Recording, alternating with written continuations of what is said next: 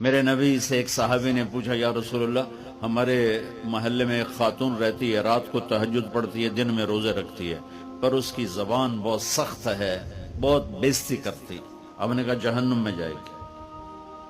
کہا جی ایک خاتون ہے جو نہ نفلی روزہ، لیکن اس کی زبان کا بول بڑا میٹھا ہے، کہا وہ جنت میں جائے گی۔ تو سب سے اعلیٰ درجے کا مسلمان کون ہے جو کسی کو تکلیف نہ پہنچائے؟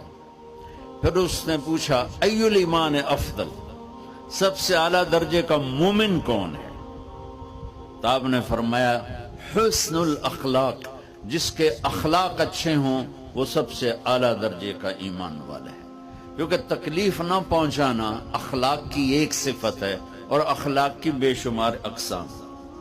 میرے نبی نے فرمایا اچھے اخلاق 360 صفات کا نام ہے۔ ایک صفت بھی کسی مسلمان مرد عورت کے اندر ہوگی تو جنت میں چلا جائے گا۔ سامنے ابو بکر بیٹھے تھے، کہنے لگے یا رسول اللہ کو میرے اندر بھی ہے؟ تو آپ نے فرمایا تیرے اندر ساری ہے، ساری تیرے اندر ساری۔